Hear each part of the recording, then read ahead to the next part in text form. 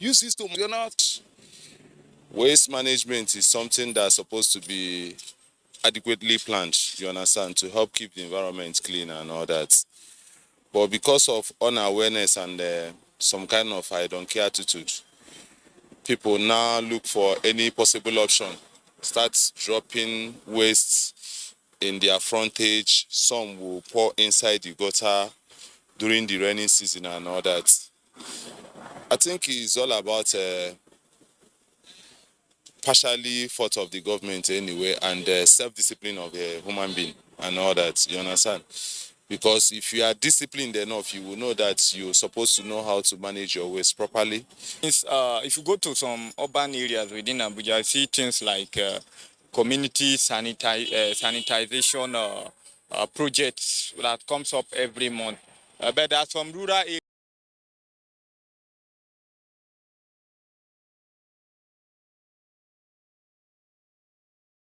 stop because they don't really know the health implications of a dirty environment. I think one of the major issues is the problem of discipline. Most of our people are not disciplined. They know the right thing, but they don't do it. Somebody will finish eating banana and just throw the banana peel anywhere. Some people even deposit their waste in the sewage, like gutter and others. At the end of the day, anytime there's rainfall, you see those places being blocked. I don't think the problem is government inability to provide waste management system. It's a case of Nigerians or our people's inability to be disciplined. They seem to be in a hurry. They don't want to do the right thing. But unfortunately, most of them, if they travel out, they obey the waste management laws. So the problem is discipline. Anytime we make up our mind to be disciplined, so that kind of problem will not arise again.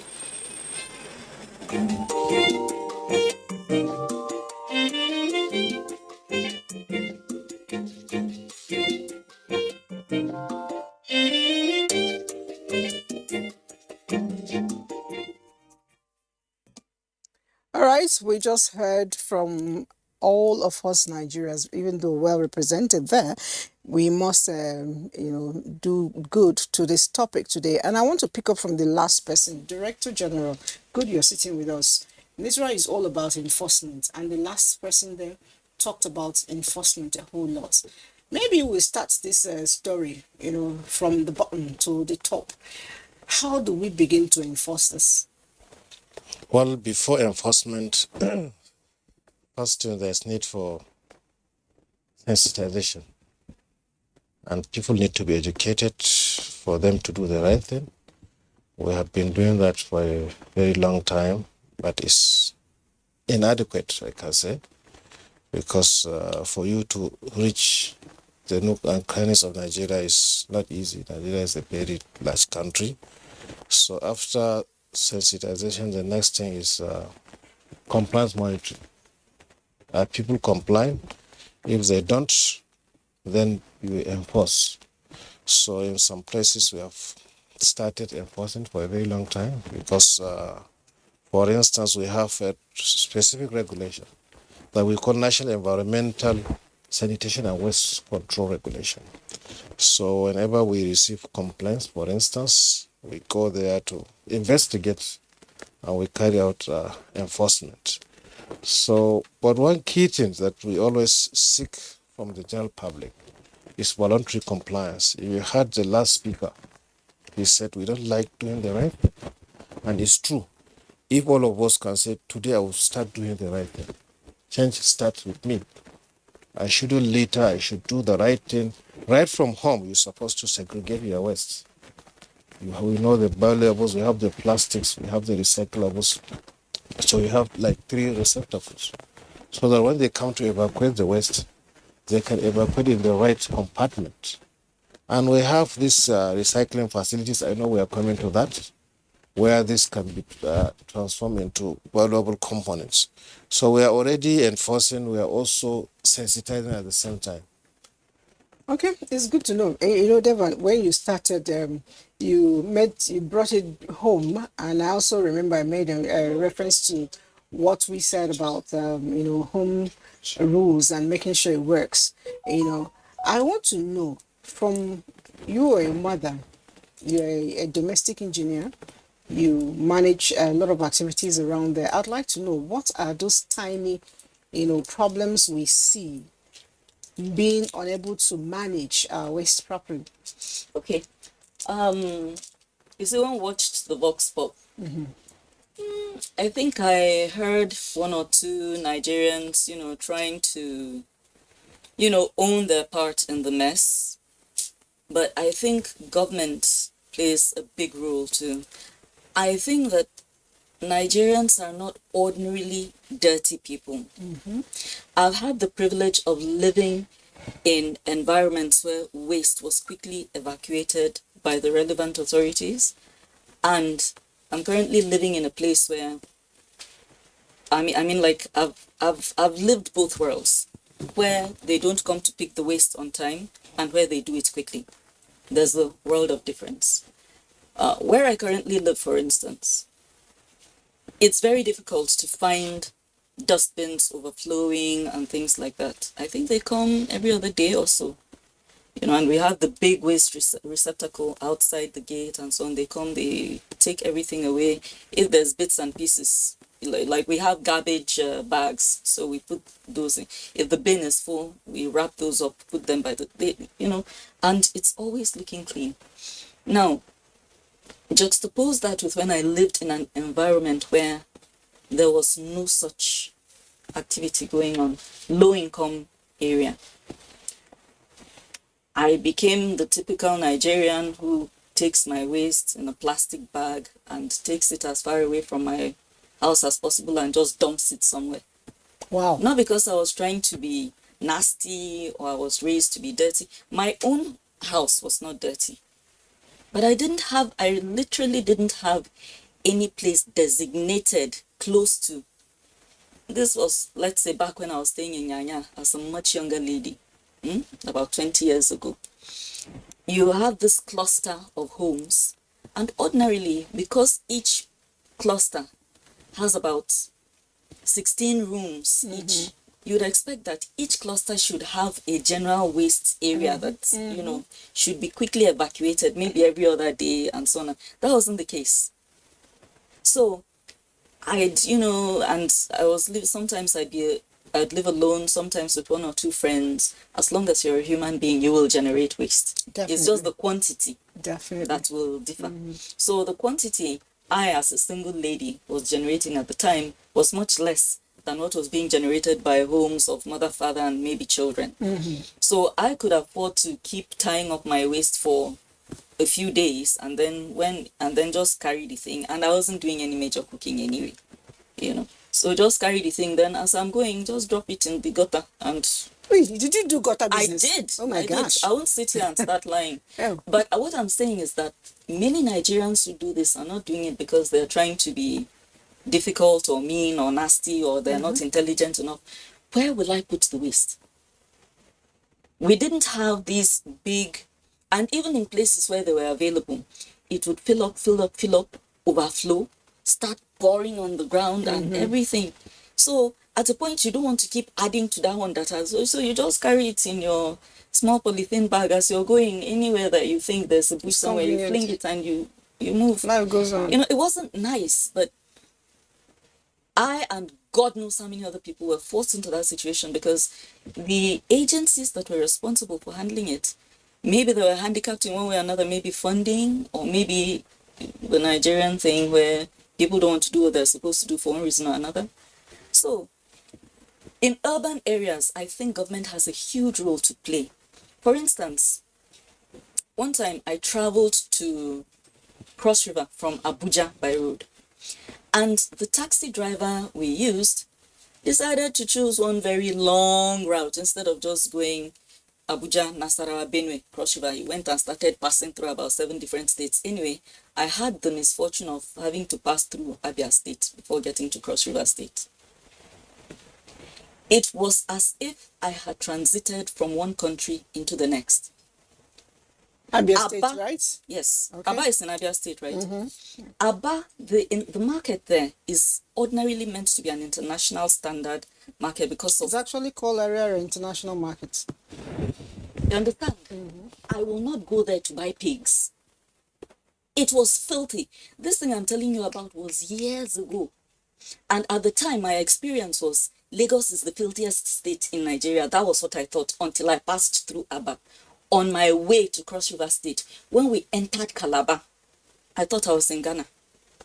When I said I was in Ghana, that's the only other country I could compare it to at the time, because if you go to Accra, very neat. In Calabar, you know, as the women are peeling their oranges in the market, they are tying it inside small polythene bag. There are dustbins everywhere. Government was doing their part.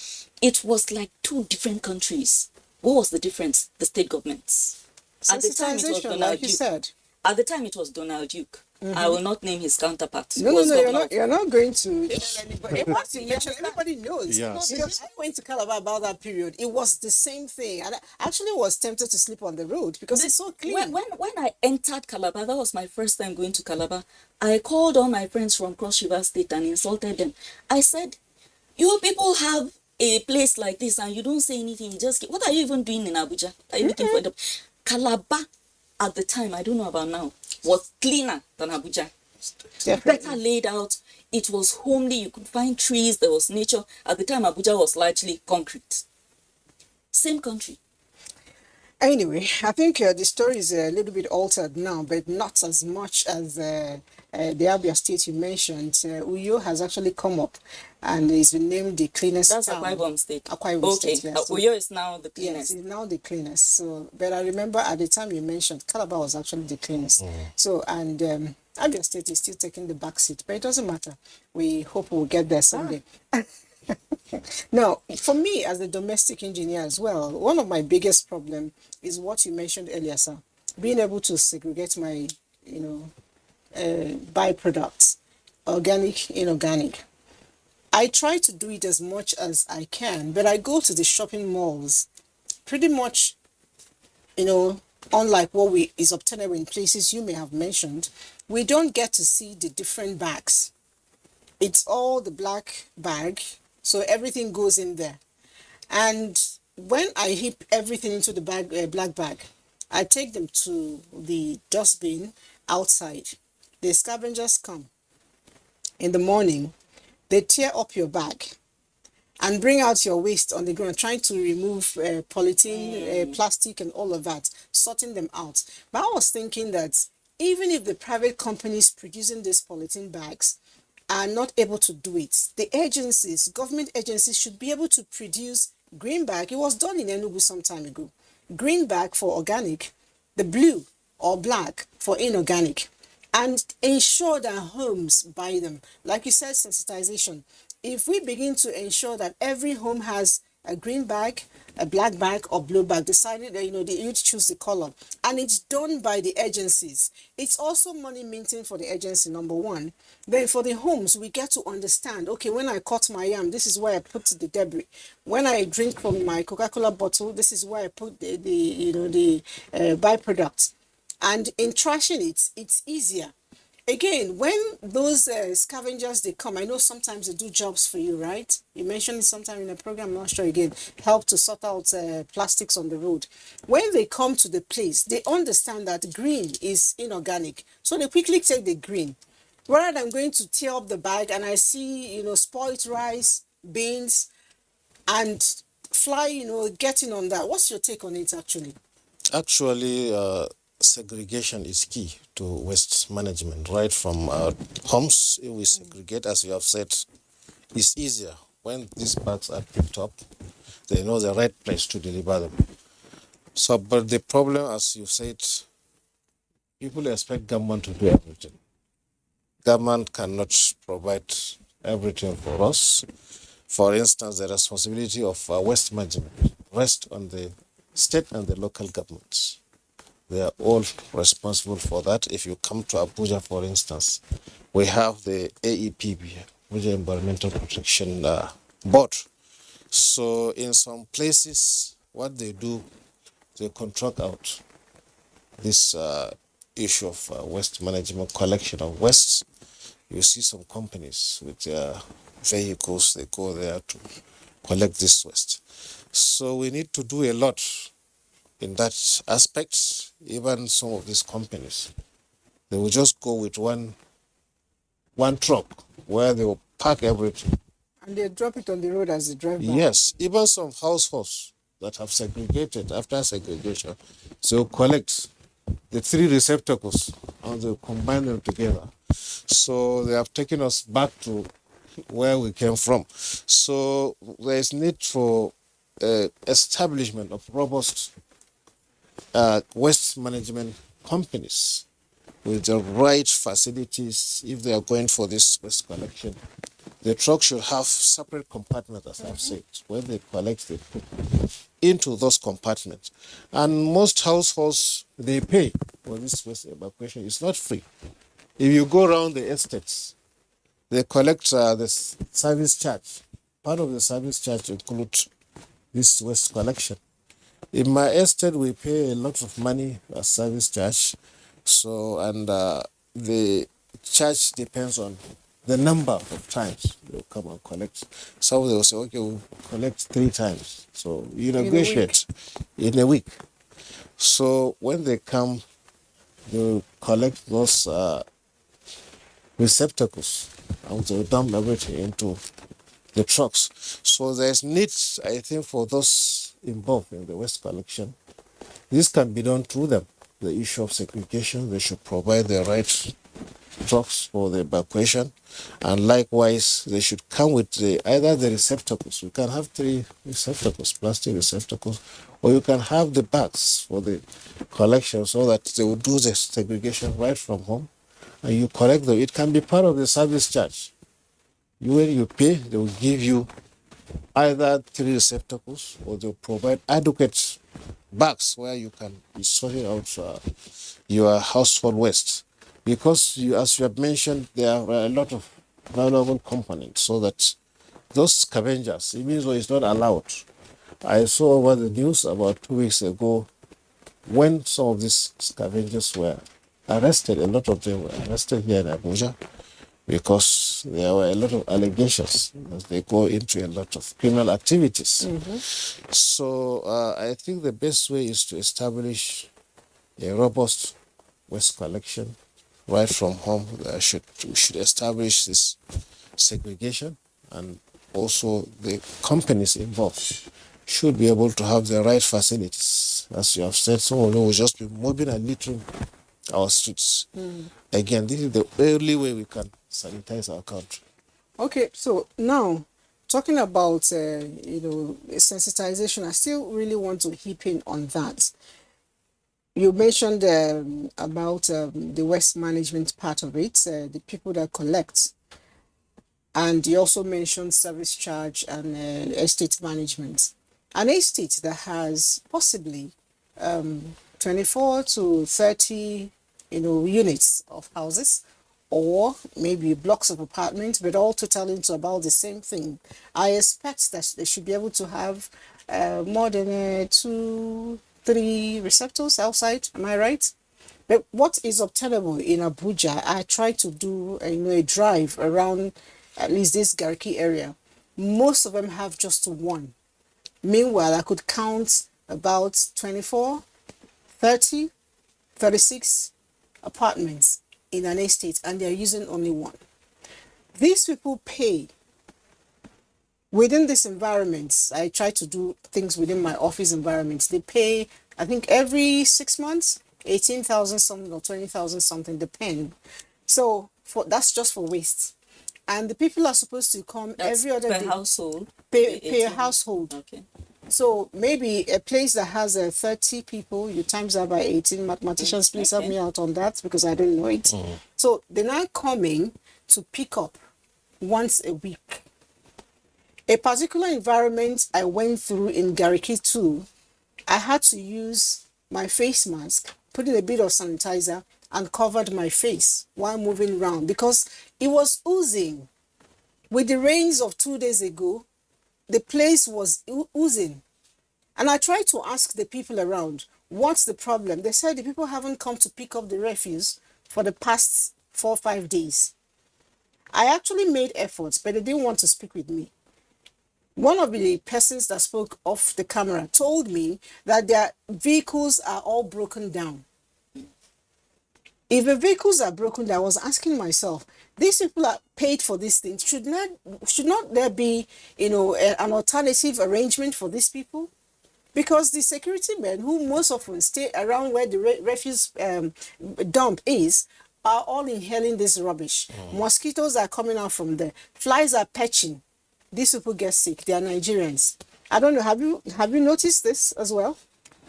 Waste not being removed on time. Yes. Yeah, that's what I said in my. That's why I am unable. No, when you talk about Marabanya, and I'm telling you, this is happening right beside. No, NTA. I was giving my personal situation at the time. But that's not to say that it doesn't happen in the more urban settings. It does. Go to Gwarimpa, for instance, and see piles of trash everywhere. And then on the occasions when they come and pick the trash, now I don't know what the plan is after the trash has been removed from the domestic environment. But I know there's one small, like tiny forest there that I've seen them dumping waste in. And it's probably somebody's plot. I don't know why they do that. They just remove it from, and then because there's a shortcut I used to pass through there back when we were living in Gwarimpa. Pass through there and go home. And on at least 2 occasions, I've seen these people that remove waste, pouring them in that person's. I'm almost certain it's somebody's plot that is yet to be developed. Somehow something tells me that wasn't what town planning had in mind when they said be removing waste. So this thing is a real problem. It is. It's something that I don't know, maybe more funding needs to go into. Like we said, there's need for people to even know that they should separate at all. So for, like in my own case, for instance, now we do a lot of this bottled water thing. But the thing is, I don't put my bottled water, the empty containers, in the same place where I put vegetable and food waste. I keep those ones separate because most of the time my maid wants them. They go and wash them and use them to sell kunu, zobo and all these things, or the driver and so on. So in my own instance, that is sorted out in that way. What of electronic waste? Like old fans that are no longer in good shape, old ACs and so on and so forth. I sell them in Panteca. Oh, really? Yes. I don't throw them away. I go and sell them in Panteca. One, I don't like waste. So if I think that this AC now, we bought it maybe 205,000. When you are selling it off, it was by the grace of God that you'll get 15 or 20,000. Wow. But if I take that 15 or 20,000, I can add 2 or 3 more flower pots in the house. I can buy 2 or 3 baskets of tomato or something. So I will not go and throw. So electronic waste, my electronic waste goes to Panteca. I get a little bit of money. I know they know what they are going to do with it to recycle it and so on. All right. The government needs to step up. They definitely need to step up, and the text messages are coming in. Let me know. I have to try as much as possible. The DG will answer your questions. Somebody here says, the word awareness, sensitization cannot solve the problem. We need laws. We need to be punished.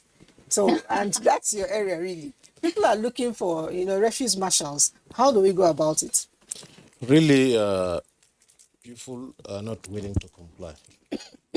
But some, they don't even know that there exists some of these rules or regulations. So that's why I said first, you need to sensitize. What we are already enforcing in some places, and I believe we need to do more. We are, as a regulatory agency, we have other sister agencies that also have a similar mandate when it comes to issue of sanitation. So we're working together. Yes, people need to be sanctioned very well, and we continue to do that in order to have a very clean environment. Presently, even under the Federal Ministry of Environment, we have an agency that is the Environmental Health Registration Council of Nigeria, Officers Registration Council, a hurricane. Just the one they call it Wole Wole, that goes round to Willy, yeah. Yes. Willy or Wole Wole? Wole Wole. Wole Wole. I think it's In Wole Hausa, Wole. they call them Dubagari.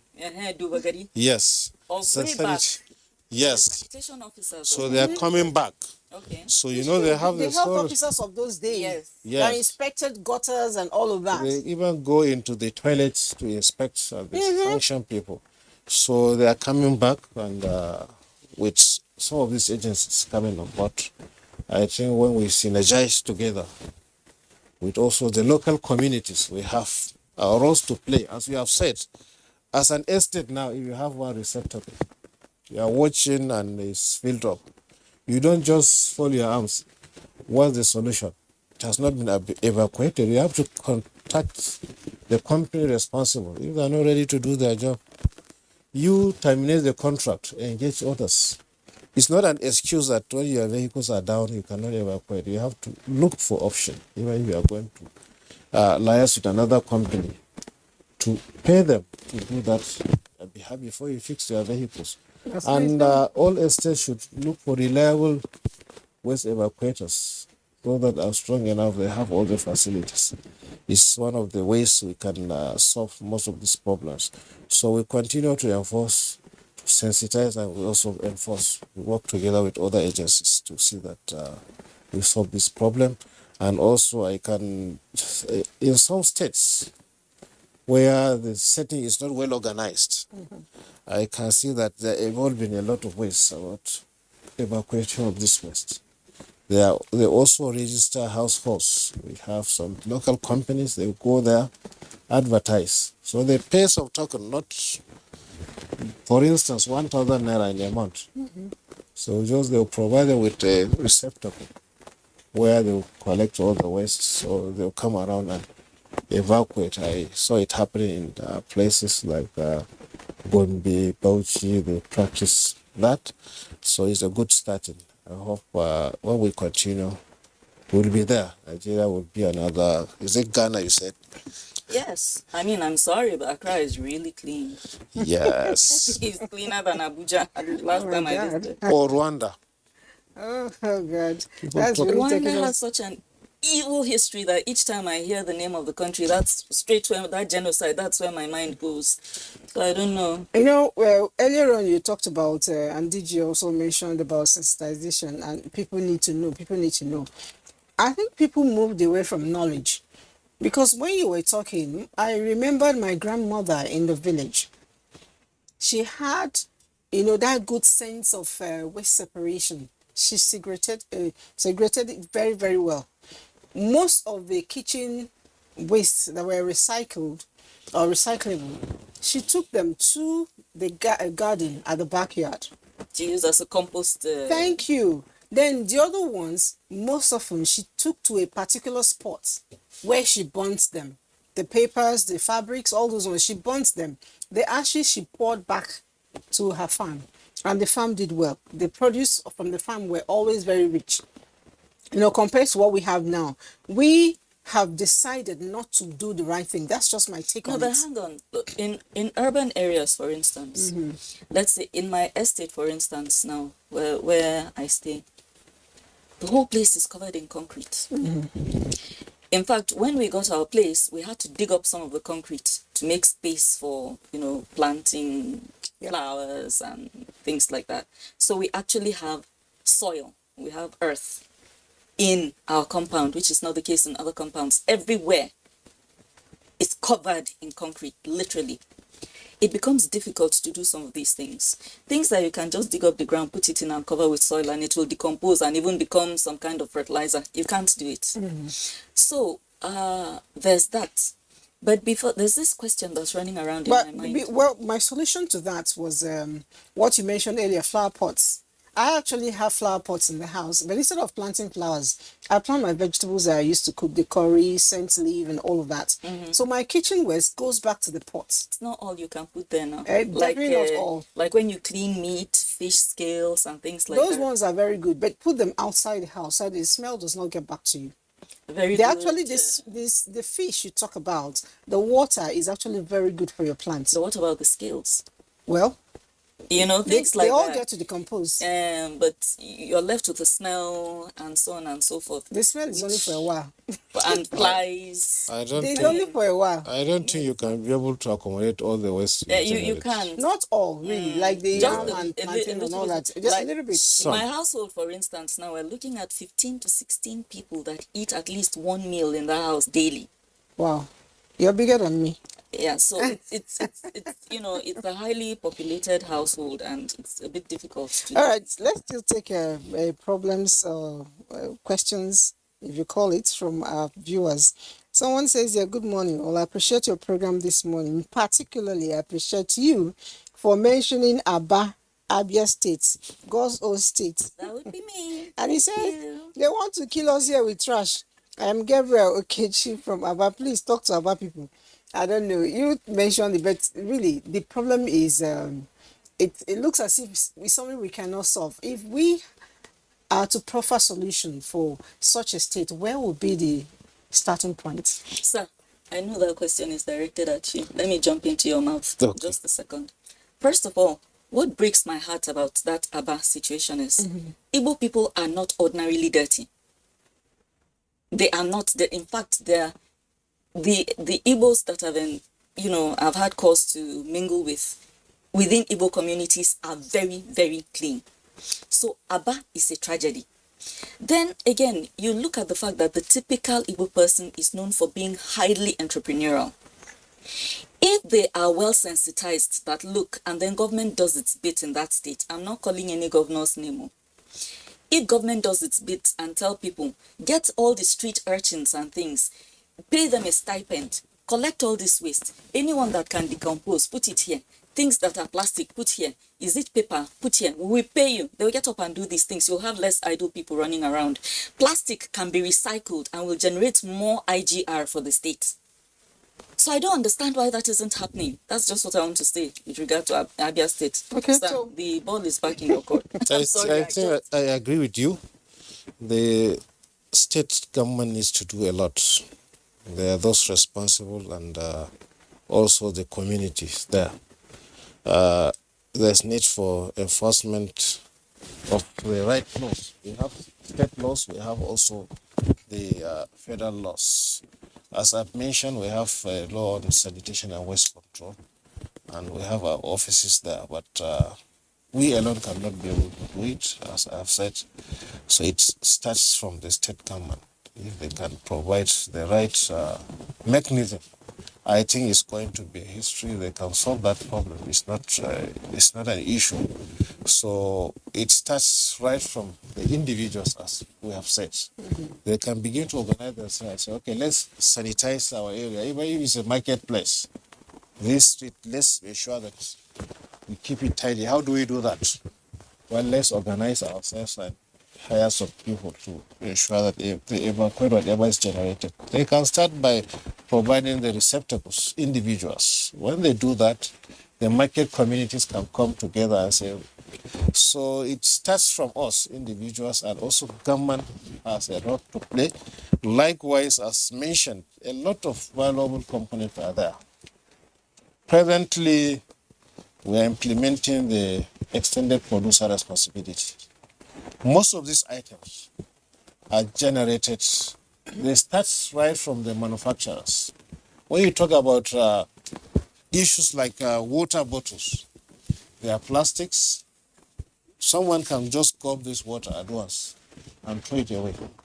So there is need for us to imbibe some cultures. For instance, we should try as much as we can run away from some of these plastics. We have water dispensers at our homes. Instead of buying this bottled water, you can just buy your dispenser, take your very big container, go and exchange this. When it's finished, it's even cheaper. So that's all cheaper. by doing that, you are running away from the use of plastics. So coming to the extended producer responsibility, we are now at a stage of enforcement. Those responsible for the production of this waste, they must take care of this waste. How are they supposed to do that? They must provide money. For instance, when you produce this bottle of water, so under this framework, which we call the extended producer responsibility, before even you sell it, you are allowed to put an amount that is required to take out this from the environment and recycle it when it comes to its end of life. So it's not only plastics, even for some of the electronics. So they have been practicing this in the developed countries. Presently, we have gone far when it comes to the issue of the plastic waste. We also have that of the electronic waste, the electronics, and we also have the battery. You know, battery is also yes. a serious environmental hazard, especially. It's poisonous. Yes, highly harmful to the environment and also to the humans. So we are working on the establishment of this extended producer responsibility, and it's all tailored towards achieving what we call a circular economy, where nothing is a waste. Whatever you see is a waste is going to be picked and returned back into the system. All right. Yes, if I may chip in here. There's a school in Lagos that's doing something very admirable. They accept plastic waste as school fees. They accept, I think that government... Wow, that's great. Yes, I think government, for instance, can borrow that kind of model. There are many parents that are really indigent and things like that. If they can pay in plastic, government can turn plastic into money and put that back into the schools. And then I know that there are certain places where plastic is filled with sand and used as bricks for buildings. For building, yes. Yeah, so I've heard about it. while it's not the best thing because it's not biodegradable, it can still be put to good use. Another thing is, when I was a child and soft drinks were being sold in bottle form, what happened was that you had to keep those bottles for them to come and take it again, yes. So why can't these companies incentivize people to return the empty? For instance, for every 1,000 bottles you bring back, you're going to get 500 naira. People will do it. Even if it's 200, I'll do it. Exactly. But without meaning to cut it short, my director is asking me to take a break now. Let's quickly do that. And I tell you what, a lot of people are writing about Abia State.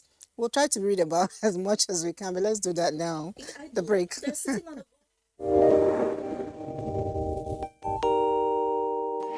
When there's a child out there that's not getting the same that your own child is getting, the difference will tell, and there will come a time in the society where that child is going to take his pound of flesh. Where you can actually, everything from watching a program with the child, you can start up the conversation from something on the TV and say, oh, you know.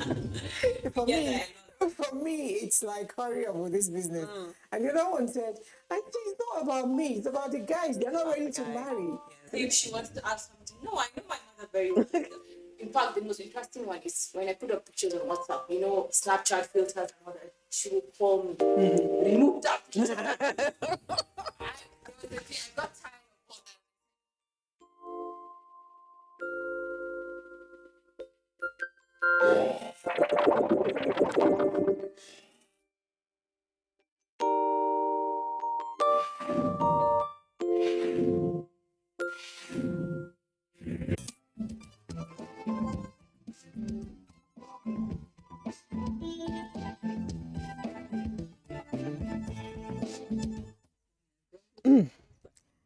Messages, and I see a lot on Abia State. What is the problem? I'm going to try to read as much as I can, then I'll let you guys do the talk. He said, I love your program. Good morning, all. Not only in Abia State, that government should sensitize, but Anambra as well. Gutters have become a place of disposing refuse. Chika is my name, and he's writing it from Anambra.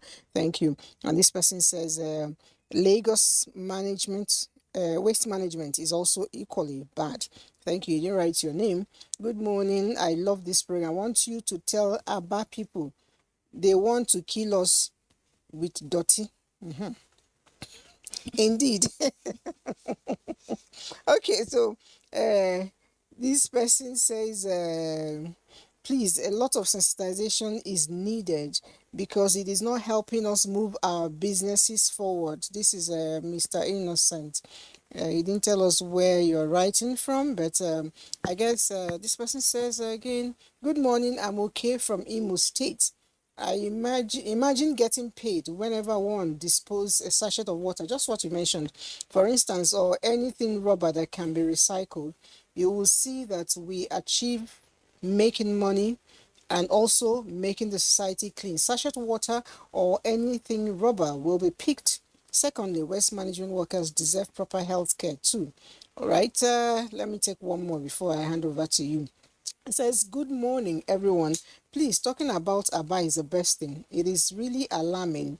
Everyone is complaining about that place. Please, what can be done to solve the problem? I think Didi already took that bit off me. Because speaking about Abia State, Aba particularly, I was in the place and I like to do early morning workouts. So if you have, when you went to the place, I'm sure you passed through where I went through, to get to Cross River. It's Obo Hill in front of NT. So I was taking an early morning jog. Just as I was descending the hill, there's a woman who had taken her time, swept whatever she swept, including whatever trash that happened in night inside the bucket. I guess it was the big thing, in the major dump. She carried the whole thing and emptied into the gutter. I was shocked. It was smelling. And I felt she didn't know. I called her, I said, Madam, excuse me. She stopped. I took my time and gave her, lecture. I said, this thing you're dumping here, I guess you believe that the rains will flush it out. And at the end of the day, there is a valley and the road is getting decayed. These things will get to that place and get blocked, So I was trying to give her the lecture as much as I knew from my layman's perspective. Anyway, this woman kept quiet and listened to me. When she was done, I thought she was just going to say thank you and I move away. She said it in Igbo. I'm going to say it and I'll still translate. She said, that I should just get out, fatty. You won't go and jog so I can lose weight. Are you government? I was shocked. So a lot needs to be done to save that town, really. A lot. The same place, I was in the market, I opened a sweet like this, put it in my mouth and held the paper. The man in the shop told me to throw it away. Now, why am I holding paper, clutching it? I said, where's your trash can? He said, here, trash can. That should dump it on the floor now. I think they're already desensitized to what's going on there, So a lot needs to be done to save the people. You can't begin to enjoy being dirty. It doesn't add up to you as a human being. It takes away the humanity in you. So let me leave the thing back to you. Well, as you have said, just an example of that woman. Certainly she doesn't know the implication of what she's doing. Even if she knows, she doesn't take it serious. So such people need to be well educated on the need for them to do the right thing. As mentioned, when our people travel outside, they learn to do what is needed there. So as soon as they come back, after a week or two, we go back to the normal way we live in Nigeria. We should all know that when we litter, we are damaging the environment. Whatever you throw away is going to be a problem. For instance, when you dump into the gutter during the rainy season, one of the major problems we have is the issue of flooding. We contribute to it. When you block these drainages, certainly water must find its way when it rains. And that's why we record a lot of disasters year in, year out, houses, even offices destroyed. It's one of the major causes. Likewise, as mentioned by my sister, when she was talking about their estates, that everywhere was concrete.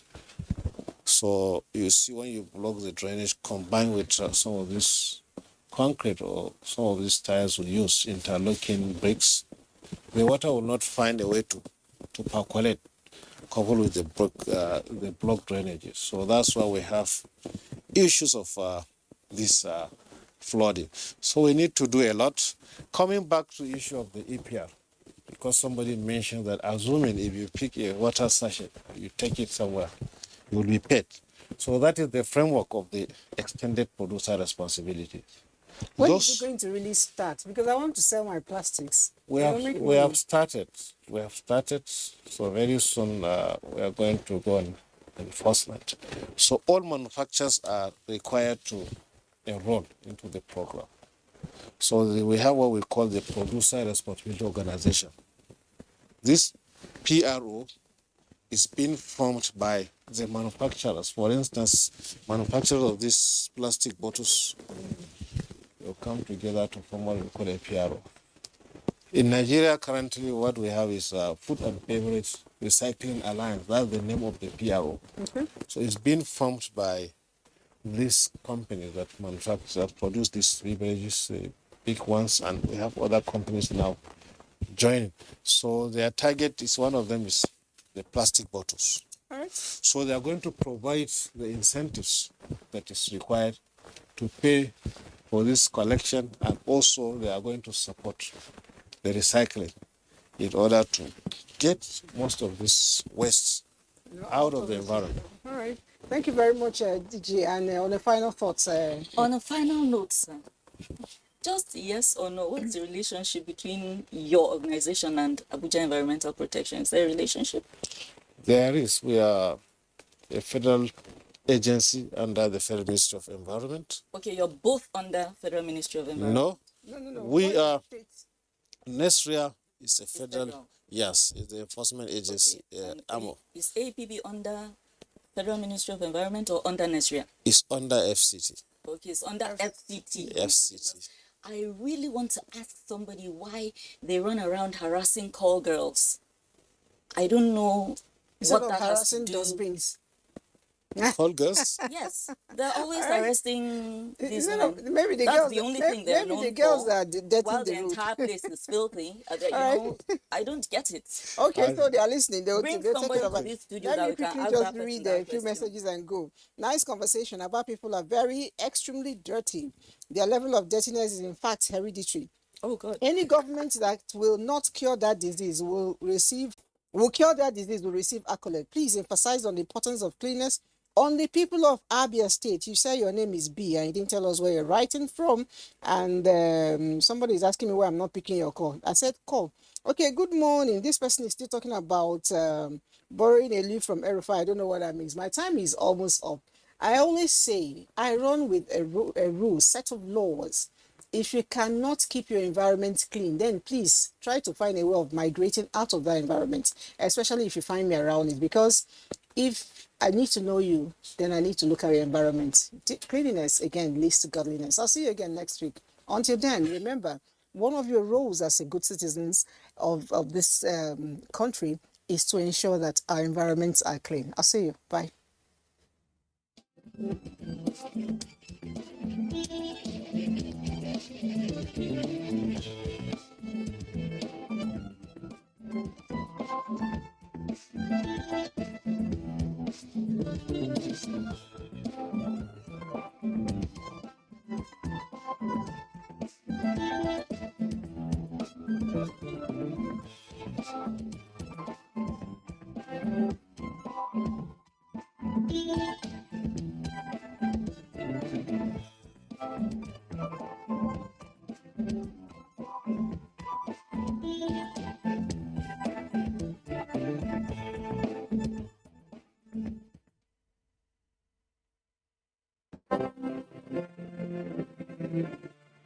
We want to talk about rights, there are obligations.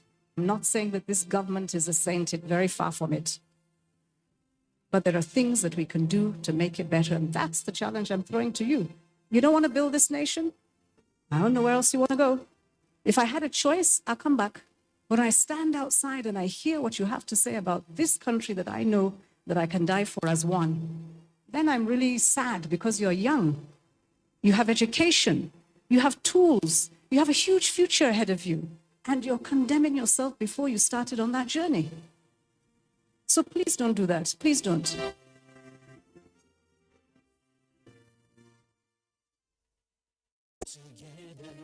No matter where you come from, no matter your religion, we are one. Let's live together.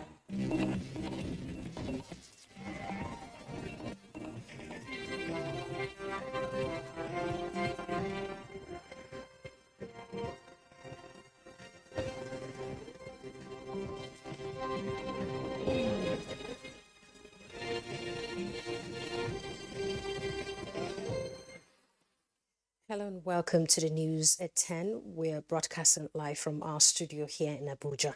Here are the headlines. President Buhari cautions against internal connivance with foreign interests to destabilize the country as he dines with state governors at Abuja.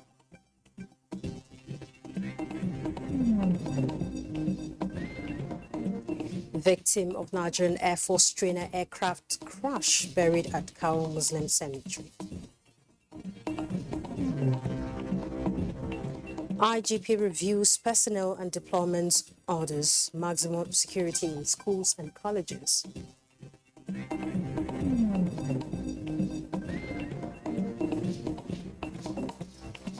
The International Monetary Fund predicts new economic growth for Nigeria, raises focus from 2.7% to 3.4%.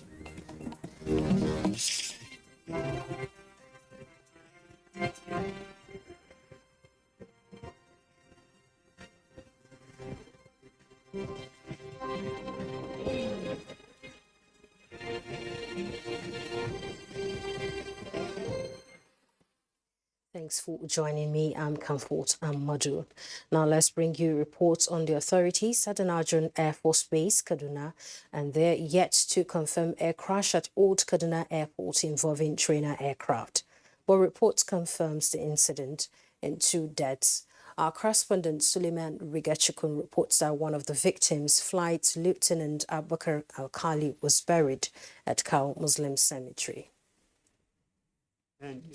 Vice President Yemi Osinbajo has described the move by the International Criminal Court to reform its system as part of efforts to mend relations with African countries as a welcome development and a crucial moment for the continent. The Vice President stated this when he received the prosecutor of the International Criminal Court, Karim Khan, who is visiting the country.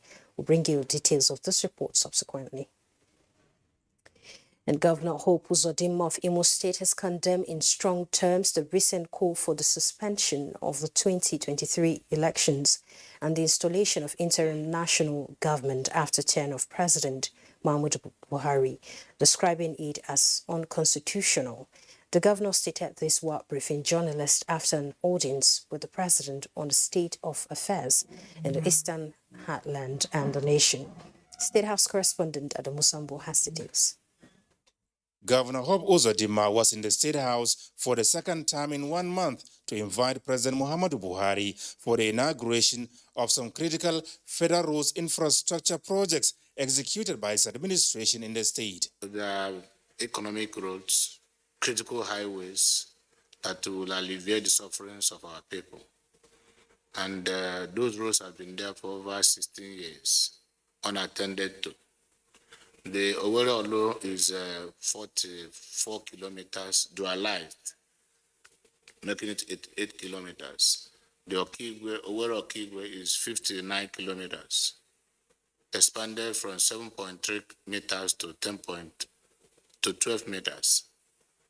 And Mr. President have graciously approved that he will be there to commission the roads, hoping that one day the Spirit of God will touch the heart of federal government and they may refund us either completely or some part of the money used for the construction. But what is important and uppermost in our mind as a government at the state level is to make the roads motorable. The governor also briefed the president on the recent killing of INEC official in the state, saying it was out of anger by the criminal gangs having been repelled from attacking the correctional facility in Okigwe. The bandits approaching Okigwe saw how fortified the place was, and they now tried to escape through Itu Boma. And they ran into INEC people where they were doing continuous voter registration. And out of that anger and frustration, attacked them. 2 of the bandits have been arrested and are helping the Nigerian Police Imo State Command now to do a very thorough investigation. We are doing everything possible to ensure the situation is controlled and contained. Currently, we're on top of the situation I told you. Government is not sleeping. Nigerians should be more patriotic. Our national interests should be uppermost in our mind. use this medium to call on Nigerian politicians to play politics without bitterness and stop letting blood here and there in the name of looking for power. On the recent agitation by a legal icon, Chief Afe Babalola, that an interim national government should be formed to chart a new course for Nigeria, Governor Hope Uzodinma described it as uncalled for and condemnable. By May 29th, if there is no elected government, our constitution has not provided for an interregnum. You shouldn't give a gap. Otherwise, you are creating room for anarchy. The constitution should be the instrument guiding our actions as a country. So, but if there is any opinion that you think that is worthy to be canvassed, superior to what is currently in the Nigerian constitution, such opinion should be taken to the National Assembly, and then they will through due process amend our constitution. The governor strongly appealed to well-meaning Nigerians to guard their utterances and work more assiduously towards achieving sustainable future for the country. From the State House, Adamu Sambo, NTA News. All right, let's bring you the report of the Vice President, Professor Yemi Oshibanjo's meeting with the Prosecutor General of the International Criminal Court, Karim Khan, who is visiting the country. Details with State House correspondent Judy Onifadi. The Vice President said the proposal to reform the international justice system would reassure African countries that there is room for negotiations and that the International Criminal Court is not just out to witch hunt any individual or organization. Vice President Yemi Oshibanjo noted that it's important to create a system that builds relationships and credibility among member states and creating a sense that everyone can be treated fairly. And commended the court for making the bold move, the Vice President said the steps that have been taken are very crucial, assuring the delegation that for Nigeria, the court will get all the cooperation. The visiting International Criminal Court prosecutor, Karim Khan, expressed excitement at the visit, noting that it comes at a critical time in the history of the continent and acknowledging Nigeria's role in Africa. Khan explains that the court, through the proposed roadmap for reforms, would assist African countries achieve justice, applying the principle of complementarity. Earlier, the Vice President received the Egyptian ambassador to Nigeria, Ihab Awad, who came to brief him on the next meeting of the United Nations Framework Convention on Climate Change to be hosted in Egypt later in November this year. In the State House, Jude Onifade, NTA News. And the Inspector General of Police, Usman Alkali Baba, has ordered the review of police personnel and operational assets deployment to schools and colleges around the country to ensure maximum protection of lives and property. A statement by the First Public Relations Officer Olumiwa Adejobi indicates that the directive was issued at the first management team while reviewing the general security in the country. The IGP equally directed all state commissioners of police, tactical commanders, as well as their supervising assistant inspector general of police to explore all available options and think out of the box to boost security in and around schools across the country. And the IGP also directed operatives of the Force Criminal Investigations Department and the Force Intelligence Bureau to ensure sustained surveillance and intelligence gathering activities within various school environments, while the Police Air Wing has been directed to extend its aerial patrols to the 6 geopolitical zones of the country. Meanwhile, the Inspector General of Police, Usman Alkali Baba, has confirmed the appointment of CSP Olumuyiwa Adejobi as the 25th Indigenous Force Public Relations Officer. Until his confirmation, CSP Adejobi has been in acting capacity since taking over from CP Frank Mba, who was nominated by the Inspector General of Police for a senior executive course at the National Institute for Policy and Strategic Studies, NAPS, Kuru, Jos. President Muhammadu Buhari has expressed serious concern over what he called the unpatriotic attitude of some Nigerians who connive with foreign interests to destabilize the country. The president made these feelings known at the breaking of the Ramadan fast he organized for governors, service chiefs, and heads of some federal government parastatals. He said in the last 7 years, his administration has done so much we saw little in addressing the critical infrastructure deficit, achieving food security and enhancing the living conditions of the people. The president is, however, worried over the resurgence of violence in parts of the country after the successes achieved by his administration in degrading Boko Haram, which he attributed to acts of sabotage.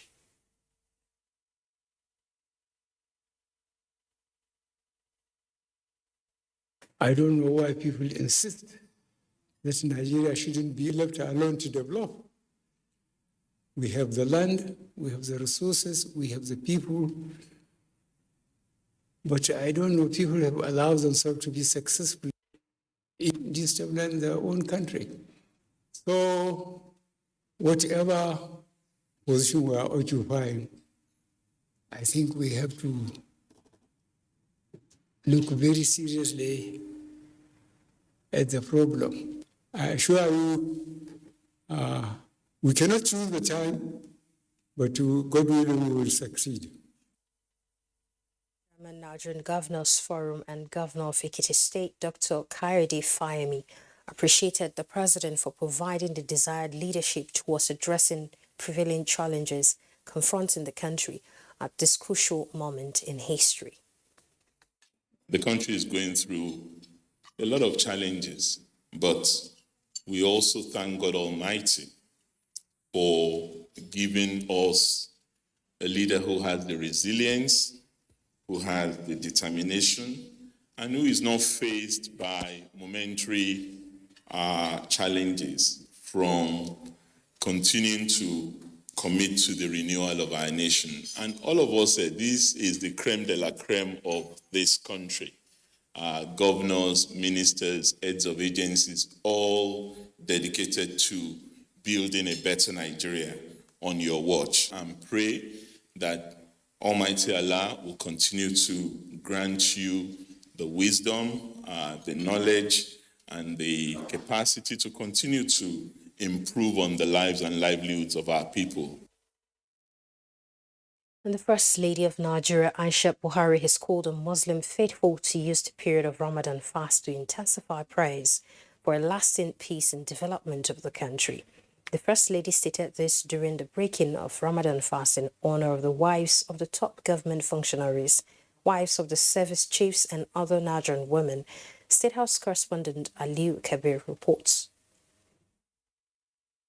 The Ramadan fast, as one of the 5 pillars of Islam, provides opportunity for the intensification of prayers for the fear of Allah, as well as extending good virtues of sharing, forgiveness, love, peace, and sacrifice for the betterment of the Muslim Ummah and the larger society.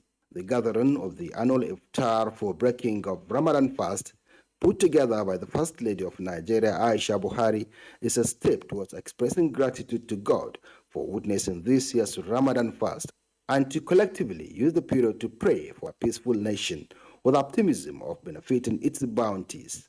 Fasting signifies the unity of mankind as it reflects sharing the pains of hunger and the joy of nourishment. The period of fasting signifies spiritual cleansing while bridging the differences among people, bringing them together to share, understand, and respect each other's religion. In this respect, our coming together this evening offers us the opportunity to collectively offer prayers over the challenges confronting our nation. It's always a joy to come around others. It's an opportunity for her to express and teach her desire for unity among the women. I know it has been a season of fasting and prayer, and all I can say is may all that has been done be accepted by God, and may God reward the sacrifice that everyone has put in to fast. The wives of the service chiefs, headed by the president of the Nigerian Army Officers' Wives Association and wife of Chief of Army Staff Salamatu Yahya, as well as wives of ministers, expressed gratitude with this gesture and assured the First Lady of their commitment in total devotion and to continue to put in every effort towards ensuring lasting peace in the country. It's not been an easy time and easy years with the COVID and everything that has happened. I remember last year we couldn't do this. The year before we couldn't do this, but we give thanks to the Almighty that we're here, we're in good health. We are facing another election year. Let us use this opportunity during breaking on fast to pray so that God will give us another good leader that will step into the shoes of our father. She's a very good example.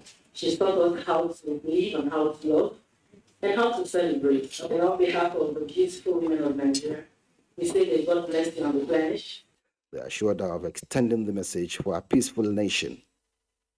From the State House, Aliu Kabir, NTA News. You're watching the news at 10 here on NTA News 24. When the news at 10 returns. The International Monetary Fund predicts new economic growth for Nigeria. Details in just a moment.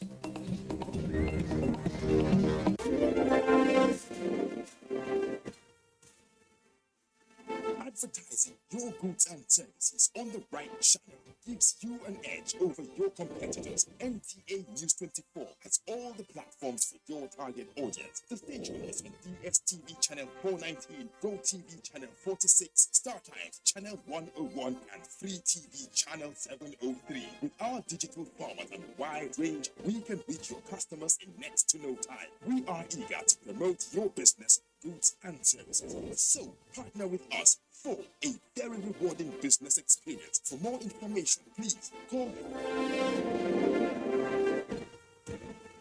or visit our office at NTA headquarters, area 11, Garki, Abuja. NTA News 24. News and more news. Many thanks for staying tuned. The International Monetary Fund says banks in Nigeria and other emerging markets are exposed to high risk due to rising government's debt owed lenders. Let's join Aliko Panachiarua for details.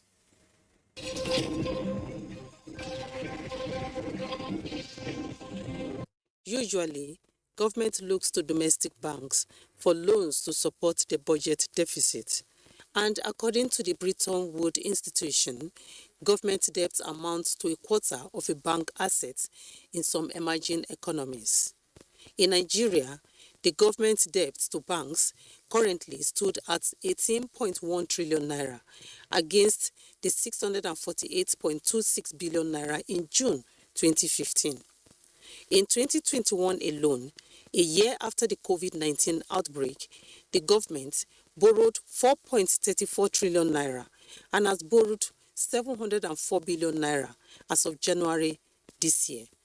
The International Monetary Fund, in a statement, said governments across the world have spent aggressively to help households and employers weather the economic impact of the pandemic. Meanwhile, oil prices rose on Tuesday as investors worried over tight global supply after Libya was forced to halt exports as factories in Shanghai prepared to reopen a post-COVID-19 shutdown, easing some of the demand worries. Brent crude futures rose 61 cents to $113.77 a barrel. U.S. West Texas Intermediate crude futures gained 33 cents to $108.54 a barrel. Gains were limited, with the dollar trading at a fresh two-year high. A stronger dollar haunts oil buyers holding other currencies. Both benchmark contracts gained more than 1% in the previous session after hitting their highest since March 28 on political crisis in Libya. The country said it could not deliver oil from its biggest oil field and shut another field due to political protests. With business news, Alika Opanachi Arwa.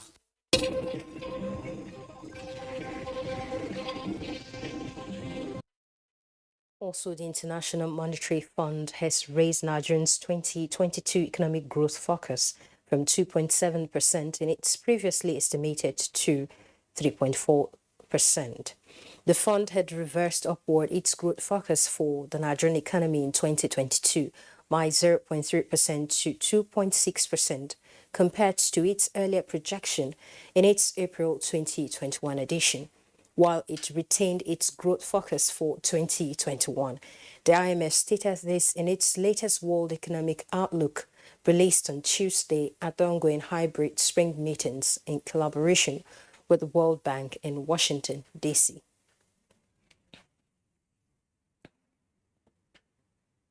Our federal government is requesting all Nigerian science, engineering and technology professionals, both at home and in the diaspora, to file in their data on a newly developed database system meant for the registration of indigenous innovators and contractors. National Office for Technology Acquisition and Promotion, NOTAP, has directed these professionals to register their profiles with the office through the website www.notap.gov.ng or https://dnp.notab.gov.ng for proper documentation, as this will assist NOTAB and other MDAs and ministries to assess the database in search of indigenous experts in carrying out construction contracts for the development of the country. This move, the Director General of NOTAB says, is in line with the implementation of the Presidential Executive Order No. 5, which is key to improving local content in public procurement with science, engineering and technology components.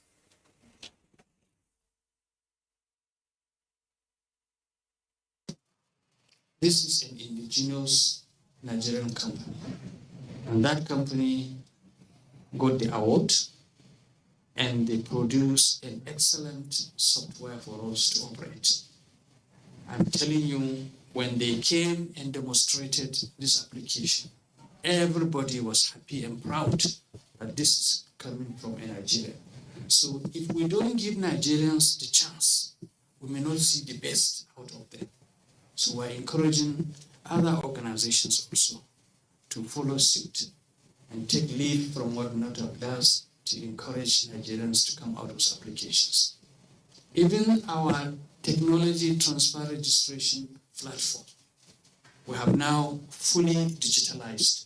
Instead of manual application treatment, we now do it online.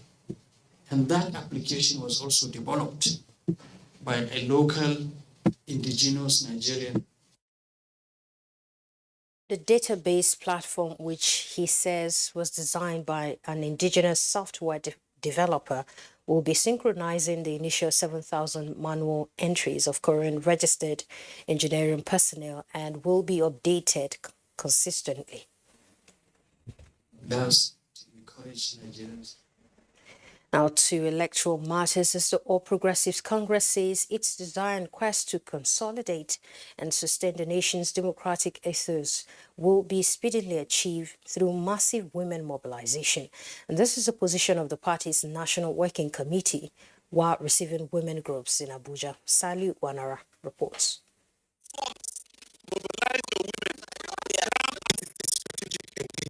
Between the APC National Working Committee and stakeholders as the party increased synergy to carry along everyone. Women deserve for more participation in politics, inform this engagement. Come and show gratitude for the party being the first in Nigeria that is making you contest election free of charge. If any of you want to contest for president, you can come and, apart from expression of interest, it's free. Doesn't have football from you. I think this requires better representation from women. APC is a gender-sensitive party, and we have gotten the assurance from the chairman of the party that women will be considered and women will be given their rightful places. Women will be mainstreamed. We are also very, very happy and pleased. A candidate who supports a woman definitely stands a chance of winning this election because women form the highest number of voters across Nigeria. The women are pledging to harness their potentials in building a sustainable democracy in Nigeria. Saliu Gwanara, NTA News. Minister of Labour and Employment, Senator Chris Ngige, has declared to contest the 2023 presidential election on the platform of the All Progressives Congress, APC. The minister made the declaration at his country home Alo in Indimile South local government area of Anambra State.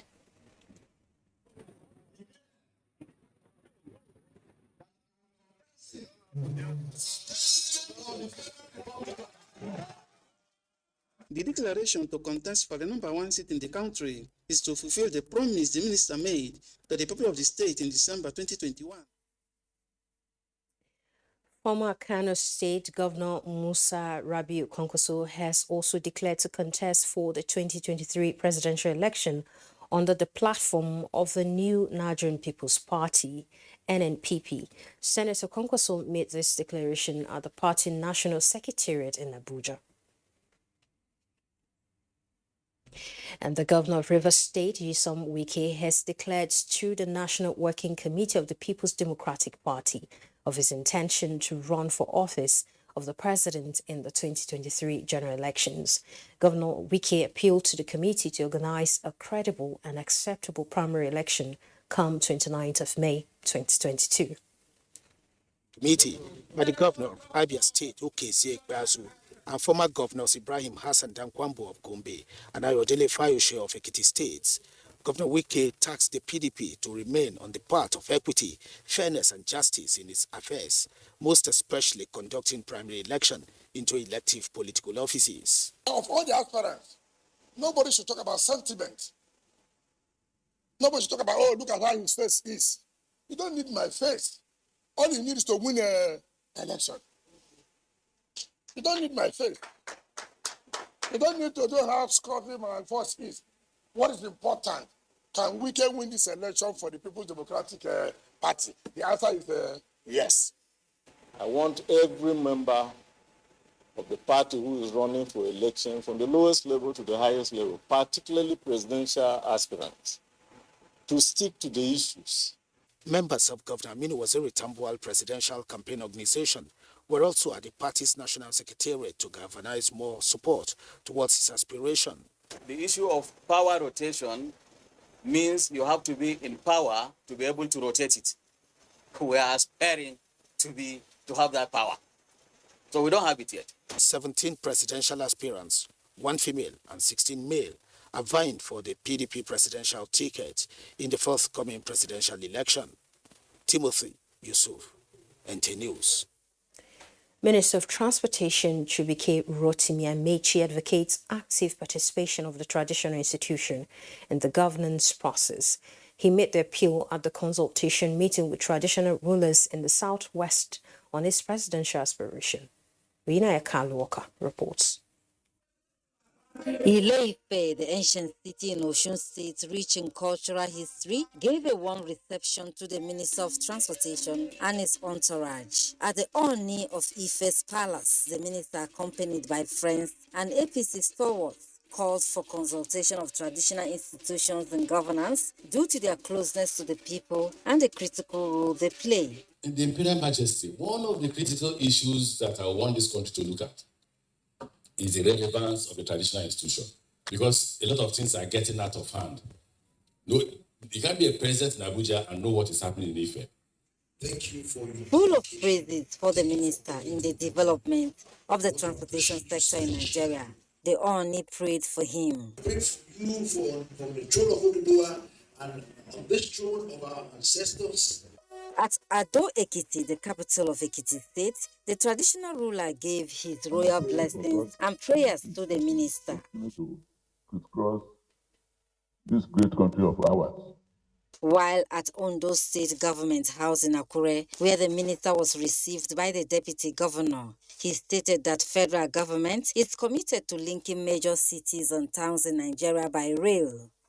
We're going to construct Akure from Orere to Akure. It's awarded. It's awarded. Where are we? We're negotiating the roads. Once we finish negotiation of the roads, we'll commence construction. Oyinaya Kalu Oka, NTA News. This is the news at 10, live on NTA News 24, when the news returns. Experts call for intentional approach to policing content consumed by words or children. Details presently.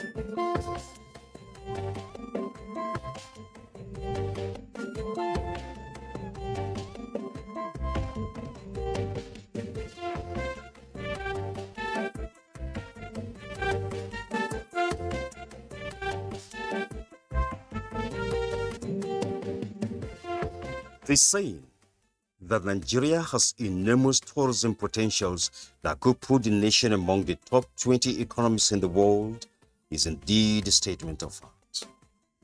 One of such tourist destinations in Nigeria is the Yankari Game Reserve. It is a large wildlife reserve located in the south-central part of Bauchi State, northeastern Nigeria. It covers an area of about 2,240 kilometers square. The location of Yankari Game Reserve in the heartlands of the West African savanna makes it a unique place for tourists and holidaymakers to enjoy the fascinating splendor of wildlife in their natural habitat. Yeah, as a tourist and somebody that likes moving around, I like animals. That is the first thing that made me to come to Yankari. And I like a place that is so quiet. I think that is the major thing that brought me to Yankari. I've really enjoyed my stay in Yankari. That's the truth. I'm like staying outside the major world, you know. It's a place that is so quiet. My mind is at rest. And with the animals and the kind of people I've met, I'm so happy. It's a very wonderful place actually to be. When I want to relax, if there's anywhere in the northeast, it's Yankari. I like the place. Yeah, I like it. The main entrance of Yankari Game Reserve is Mainamaji village in Alkaleri local government area of Bauchi State, about 40 kilometers to the Wiki camp, which is the tourist camp in Yankari Game Reserve. As you move from the first gate to the second, where the Wiki camp is, your excitement might just begin, as you might begin to watch wild animals, which no doubt have the right of way in Yankari Game Reserve.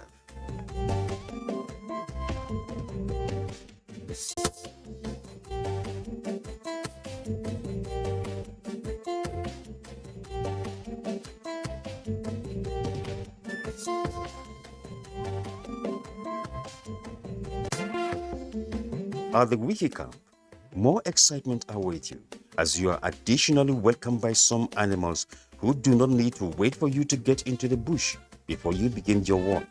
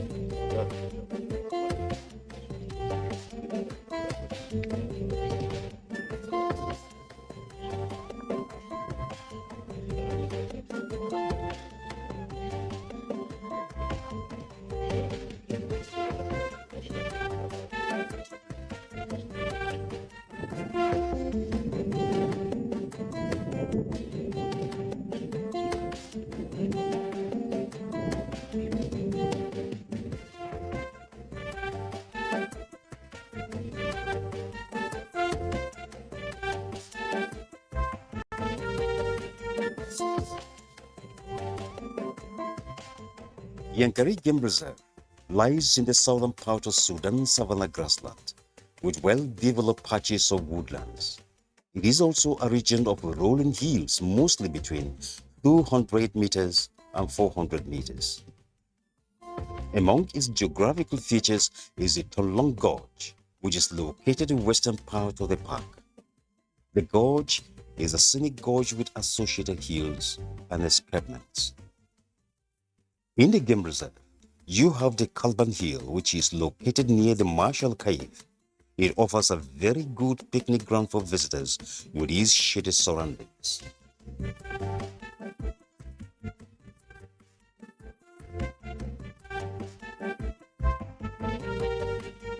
The Paliaram Hill is another flat-topped hill at Yankari, yet an ideal place for camping.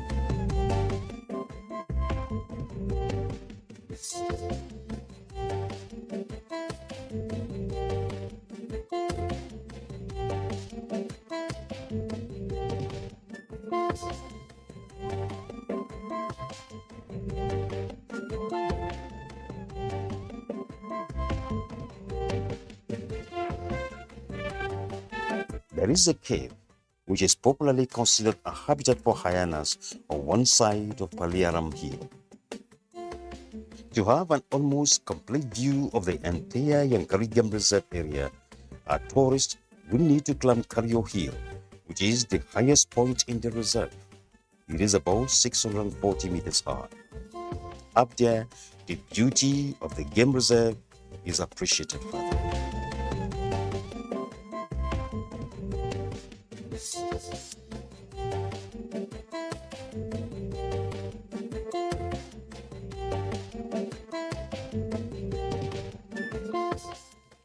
There are also evidences of human settlement at the area of Yankari Game Reserve.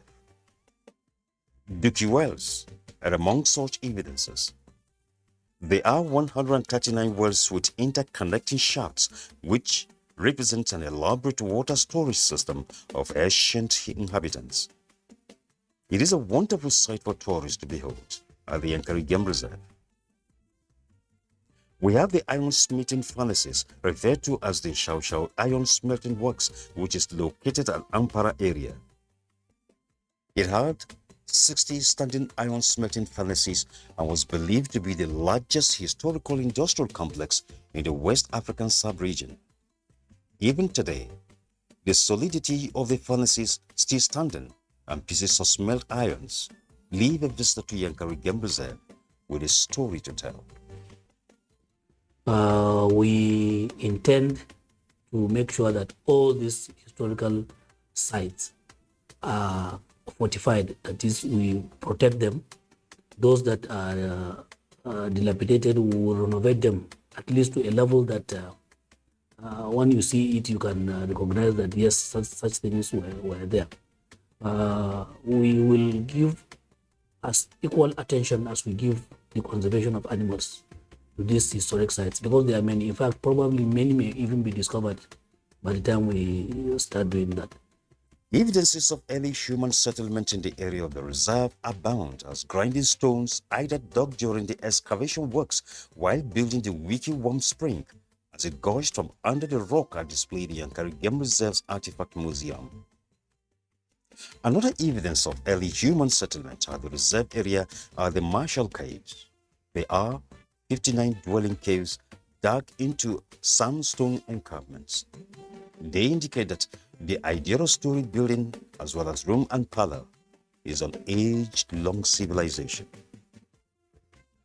The dogged caves are believed to have served as hideouts during wars.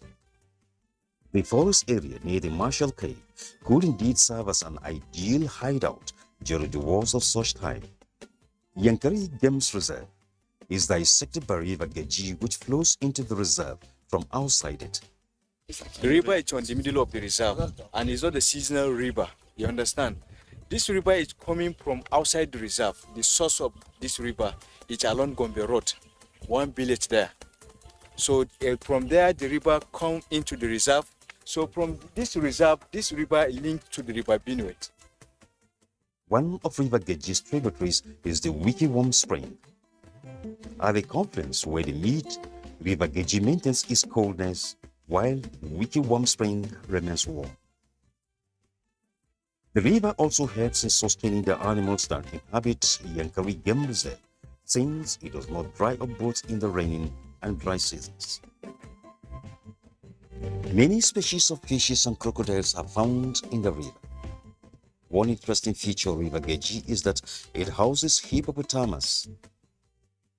At the dry season, most especially, tourists and other visitors have a chance of seeing hippopotamus, thereby adding value to the tourists who visit Yankari.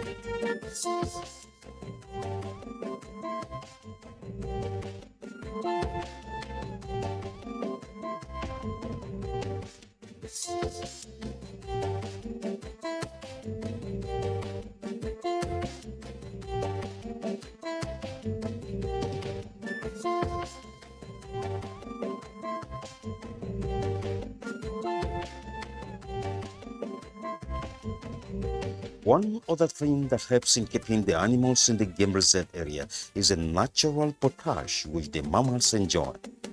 This is in addition to the one usually poured out by the Reserves Authority. No doubt, nature has destined Yankari Game Reserve as one major tourist haven in Nigeria. The game reserve features 5 springs, 4 warm and 1 cold. The warm springs are Guana Warm Spring, which maintains 32 degrees Celsius constant, Dimin Warm Spring, which has 35 degrees Celsius, Mawulgo and Wiki Warm Springs. The only cold spring is Tungang Maliki.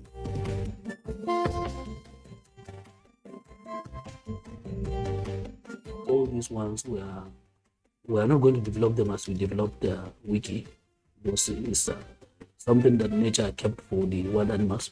But to make sure that they are distinct, when you go there, you will see that there is something that is unique in the place. We are going to make them look good. The largest and developed warm spring is the Wiki Warm Spring. It is about 14 meters wide and 1.6 meters deep. The warm spring flows 21 million liters of clear spring water daily into River Geji. The spring has a constant temperature of 31 degrees centigrade all year round. The warm spring is open for visitors and tourists to swim in both day and night, and is surely unique. One important thing that keeps the joy of tourists that visit Wiki Warm Spring while at Yankari is the sanity with which it is operated. No act of illegality is condoned at the spring, and strictly so.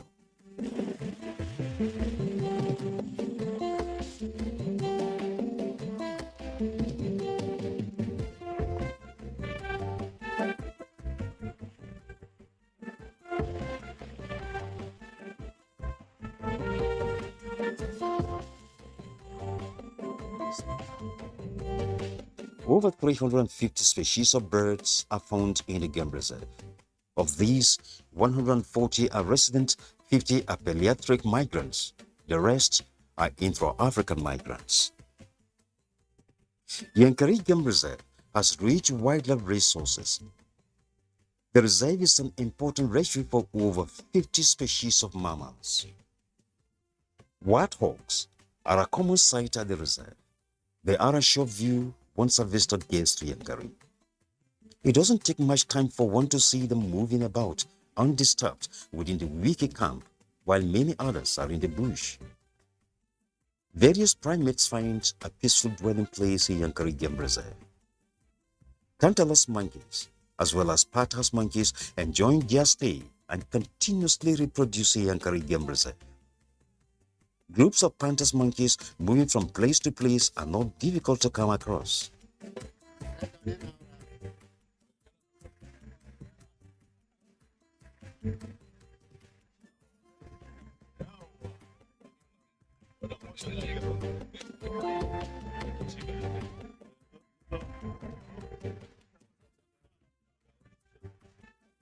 That's it.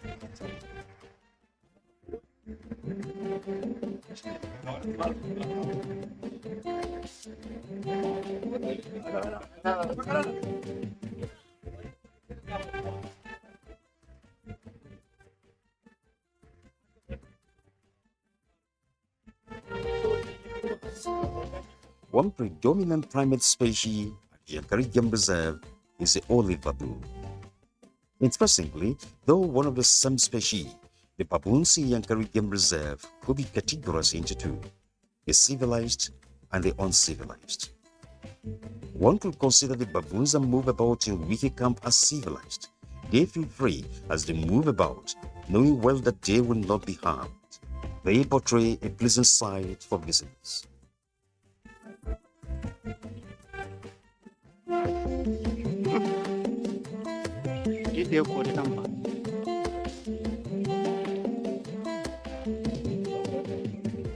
Amma maman ne ta kore ta mako.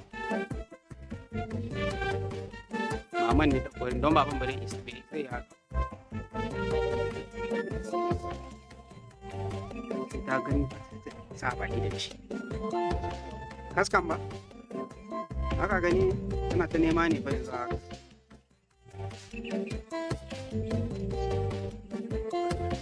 Namiji da ba da ba.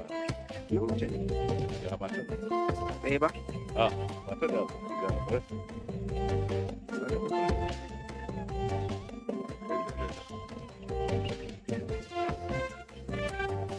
Ah, what is it? Ah. Yeah. Oh, it's okay. Show you to come and catch it.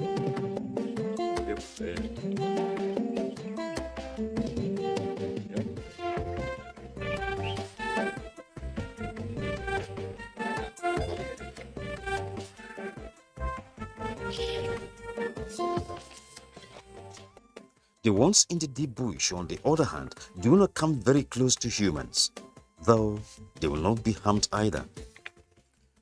Experience shows that the baboons that live around the Wiki camp see it as their territory. So any intruder baboon from the deep bush is chased back, just as the ones inside the bush do not allow the somewhat urban baboons to move into the deep bush area.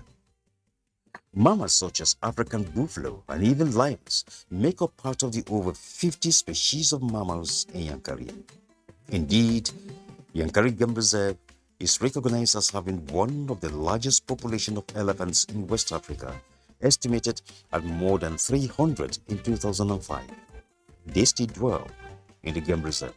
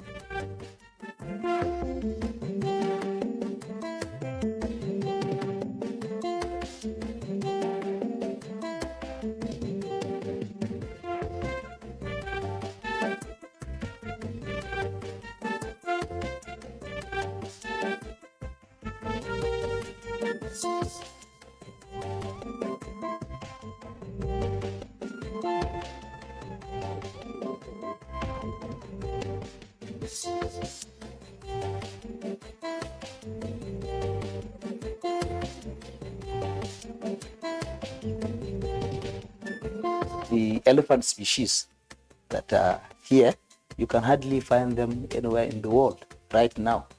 The species that are existing there, the elephant.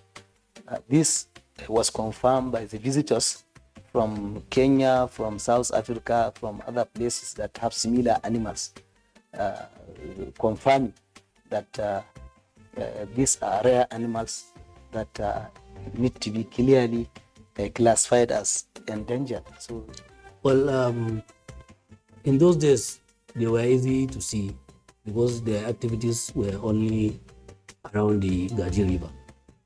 But now, the place being as large as 2,400 and something square kilometers, they have a large area of where to go. But even then, we are trying to open up all the tracks, the jeep tracks, what we call the viewing tracks, that will lead to every boundary of Yankari, so that tourists can be able to go as far as where the animals are. We are even trying to open up more tracks that will make everywhere in Yankari accessible. That means every animal will be seen if that is done. Yankari Game Reserve is also a home for numerous species of antelopes. Waterbucks are definitely easy to view when someone engages in safari. They are commonly seen sometimes in groups. They mostly live near sources of water. Bushbucks, who belong to the same family, find Yankari Game Reserve a safe haven. Once in Yankari Game Reserve, a tourist is in a place where western hartebeests are a common sight. Where else would you see more of these?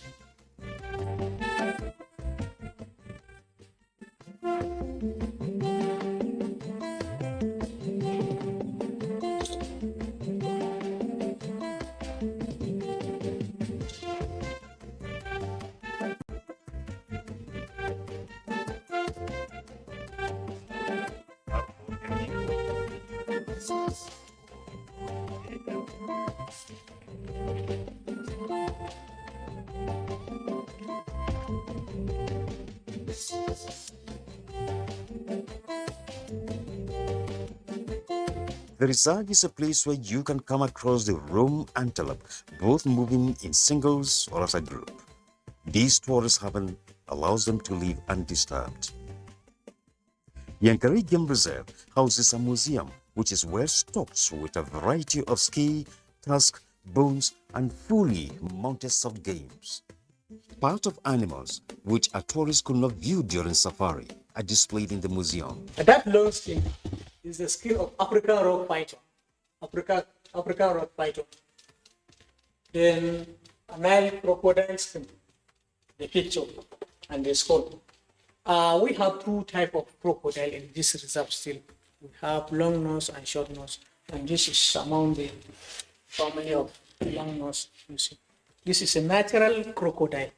It was founded, and take the dynamite. You see, they remove this and remove everything inside. It is natural. This is not a leather or rubber. Recreational facilities are available in Yankari Game Reserve for true relaxation of tourists and visitors. The Wiki Camp provides a decent accommodation for visitors who troop to the Yankari Game Reserve. Also available at the Game Reserve are halls of various sizes that are ideal for retreat. Therefore, the Yankari Game Reserve is a tourist haven. No wonder Bauchi State is tagged the Pearl of Tourism. A visit to Yankari Game Reserve leaves you with nothing short of desires for more visits.